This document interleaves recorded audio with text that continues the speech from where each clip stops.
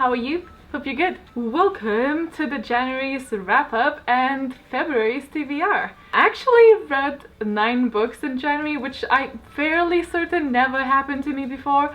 I was just really like in the mood and it just happened. What is surprising though, that not even one of them is a comic book.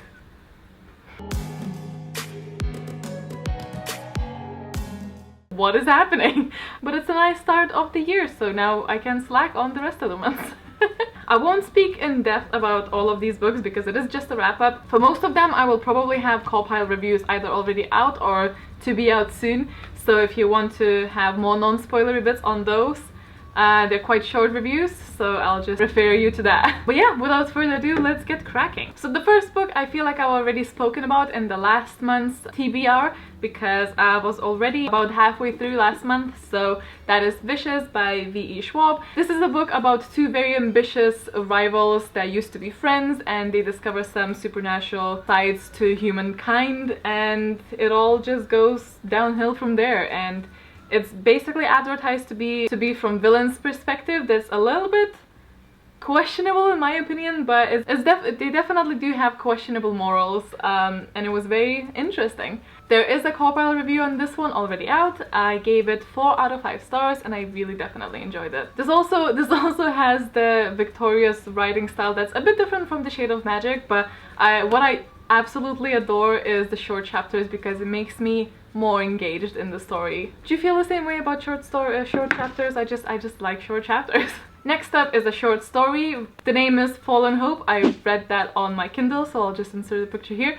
I'm hoping that I was really as objective as I could be on this one because it's written by one of my best friends. So this is a short story. I think it's like 60 pages long. It's about a really seriously dark world where all hope is vanished, and this is about one of our main characters. He's sort of like a semi-god. I'm not sure, AJ is gonna be reeing at me. Who's sort of given up but meets this group of people who, against all of the odds, they basically have like no chance of survival, but they're still hoping and they're still fighting. I really enjoyed the writing style and the atmosphere, well, of the story, so I gave it 5 stars. I don't really have a lot of short stories to compare it with because short stories are not definitely not my favorite kind of thing. So if you're into that kind of thing, you should definitely go and check that out. Next up is Gemini. This is by Amy Kaufman and Jay Kristoff. This is the second book in the Illuminate Files trilogy. The next book is coming in March and I am excited. I read this over the 24-hour readathon that I've done. There's a vlog, there's a rating at the end of the vlog of this book. I definitely had a brilliant time reading this. I think I enjoyed it just a smidge less than the first one, although I did grow very attached to the characters and I did enjoy some of the characters more than the previous book. I think maybe the pacing, and because this is like a book, this is a sci-fi book about injustice and war out in space, and it's written in like different format. I feel like this book definitely had more surveillance chapters, which is just like your normal book when it's describing what they're seeing on surveillance, but it's basically like a normal book entry. Rather than logs, dialogue-based entries. So I felt like this was a little bit slower to read, but I still really enjoyed it, and it ended up being, I think, on a low end of 5 stars. I really do recommend it. It's just fun. If you like Illuminate, you're gonna like Gemini as well, and I cannot wait for Obsidio. Also, the cover of Obsidio is beautiful. Next we have They Both Die at the End. This is by Adam Silvera, and it's a book about when you get alerted 24 hours prior to your death. You don't know when you're gonna die exactly, you don't know how you're gonna die, but you know you're gonna die. And there's this app that you can find a buddy to spend your last day with, and this is following 2 guys that they meet and fall in love. It goes into their backstory and it goes into like some complicated stuff, and this was quite emotional in a sense that this was basically my worst case scenario. I don't want to know when I'm gonna die. I don't want to have my own funeral while I'm still alive. That is just too much. But the writing style made it actually quite easy to read because it was very funny in like a dark sense of humor, which I definitely am a fan of. It was really easy to read, it was quite quick. Again, I speak a little bit more about this on my 24-hour readathon vlog. Ended up giving this 4 out of 5 stars. Next book that I finished was Sleeping Giants. This is a sci-fi where everything still happens on Earth. We're discovering pieces of a metal giantess that surpasses the technology as we know it, although seems to date many centuries ago. So basically it doesn't make any sense. This is about a crew that is led by this very manipulative person, and the whole book is just audio recordings of this person interviewing others. So it's a little bit similar to Illuminae, I suppose, where everything is just based on dialogue. I listened to the first of audiobooks, and there was one, they had a full crew and it was really amazing, apart from one person that I really didn't enjoy the take on the voice.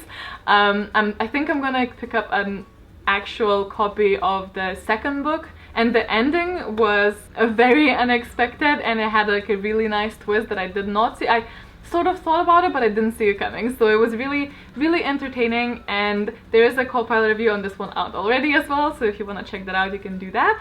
I ended up giving this 4 out of 5 stars as well. Next book that I finished was Simon versus the Homo Sapiens Agenda. This I read on my Kindle, and I adored it. This was the cutest contemporary I have ever read, and not in a annoying manner, because contemporaries are very much hit or miss for me, but I adore this one. And I said it that, and my reading goals involved to read more from a diverse perspective when it comes to sexuality. The main character here is gay. He's not openly gay. For these emails that he's speaking with somebody called Blue, it's they don't know who that other guy is, but they start to open up, and someone gets hold of these emails, and he's sort of doing whatever the blackmailer is asking of him to protect the person under the name Blue. This is basically a love story, but it's the cutest one ever, and it has Harry Potter references, and it has really realistic crew of people, and I just enjoyed it from front to back. And I gave this 5 out of 5. There's a review. I did not expect to like this, but I sort of was just like, whatever, because it was on sale on Amazon, and I was like, I'll try it. I heard about this book before, but I just never really felt like it's gonna be my thing, but it was. So yeah, 5 out of 5, already a co-pilot review out there if you want to go see it and hear a little bit more about it. Already out there. I feel like I'm like on top of my game. Just joking, there's gonna be stuff now that is not reviewed yet. So far we're going really strong in this month. I'm enjoying all of the things that I read. Is either 4 or 5 stars. And then we have The Miniaturist. This was the book for our quarterly club. This is a live stream and a book club that again, obviously is held quarterly, so 4 times per year. Yeah, it's sort of advertised as magical realism, which arguably there is some parts, because it wasn't really explained and it was not really following the logic. This is definitely misadvertised, I feel like, because I went in expecting one thing and then got something completely different. This is basically a historical fiction, but even then this is more like a very subdued version of Desperate Housewives in 17th century from my eyes, but like subdued, so not even, I don't know, it's, the writing style wasn't great, but mainly for the plot and the lack of character depth that I really did not enjoy this book that much. The second half was much better than the first one, but I feel like 200 pages easy was just completely purposeless, and if removed, the book would not change. If you read this book, or if you just don't care if you get spoiled, we have a whole live stream that is just like an hour long. If you can go ahead and check that out. I think I'm gonna film a co-pilot review, so it's not out yet, but it should be soon, so if you're watching this a little bit later on, it might be there. I unfortunately gave this 2 out of 5 stars. Moving on. Next book that I finished was SlaughterhouseFive. This was the book in a jar for the banned books in January. Book in a Jar is a book club that I host, and you guys vote on the books, and then we all read them, and there's a Goodreads group where people talk about it, and I vlog my whole experience and while I'm reading the comments that you guys sent in the Goodreads. It's a bi-monthly book club, so the next one's gonna be in March, and I'm announcing the book very soon, maybe on the day that you're watching this. I really admire the thought process and the representation of war, because this is an anti-war book, mainly focusing about PTSD, and the writing style is very clustered and sort of like gibberish, and I understand that it's get the point across, but the writing style really was not my type of thing. Overall, I didn't enjoy the experience of reading this. I enjoyed it just because it was a book in a jar. I probably would have not even finished it if it wasn't. But because the ideas were really brilliant and I enjoyed the main message of it and the take of it, I gave it 2 out of 5 stars. And the very last book that I read in the month of January was Blue Lily, Lily Blue, which is the 3rd book in the Raven Cycle series by Maggie Stiefvater. And the whole series is a supernatural series where this girl meets a bunch of boys and they all look for something who's supposed to be like a sleeping king that could like grant you a wish, and it's all very mysterious, and there are ley lines and there's magic and there's just supernatural stuff. So this was the third installment in the series of 4. It is a finished series already, so there's one book left for me to read. This was definitely hands down the best one so far. So it sort of went like the very first book. I don't want to really say much about it because obviously it's the third book, so I don't want to spoil anything. The first book, the first half of it was really bad for me, and then the second half, or like more to the end of the first book, I got really hooked and I couldn't even put it down. The second book was better because I was already invested in the characters. However, we were following the character Ronan, who I sort of found frustrating because he's a very angsty teenager, and I enjoyed parts of the book, but I didn't enjoy some other parts because there was a lot of car talk, and I'm just like not about that life.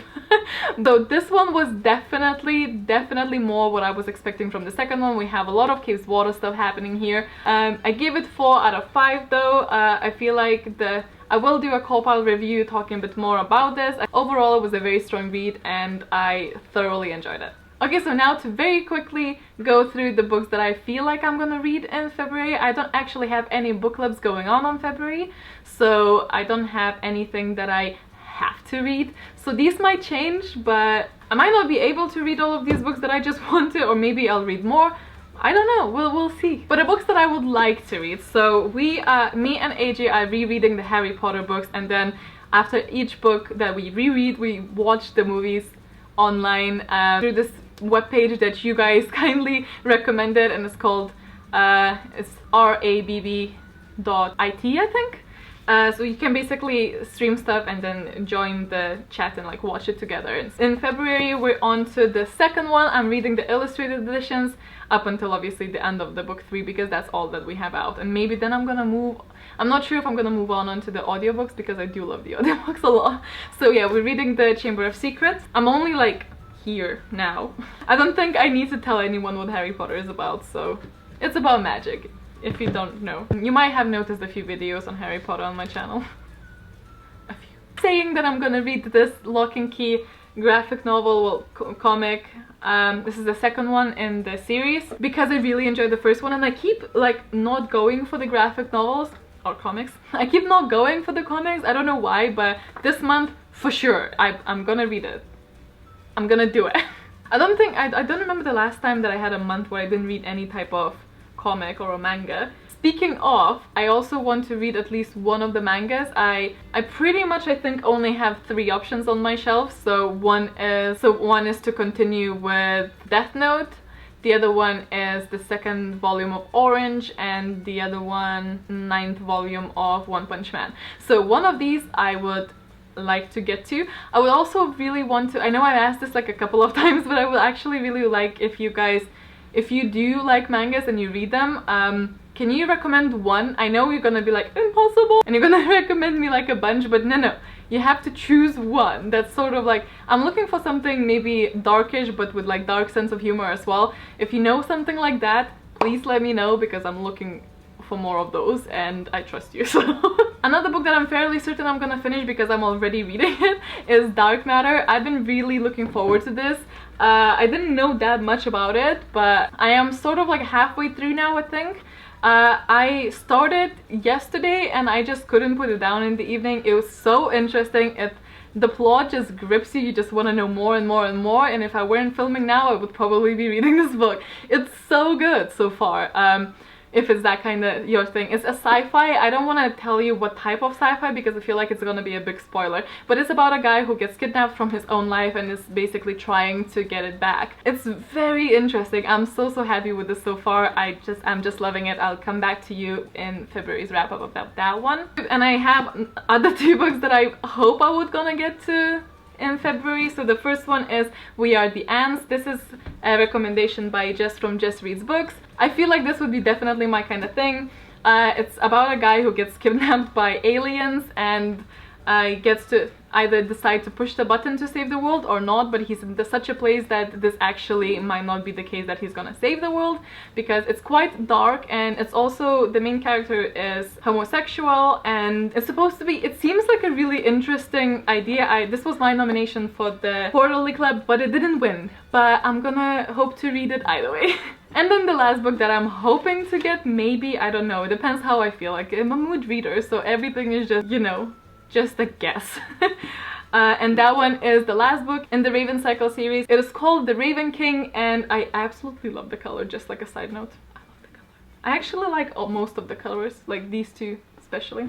Beautiful. I really want to know what happens. I really want to know about the Raven King. I want a conclusion to the series, and it's also one of my reading goals to finish the series, so you know. It really just depends if I'm in the mood for it and if I find that I have time.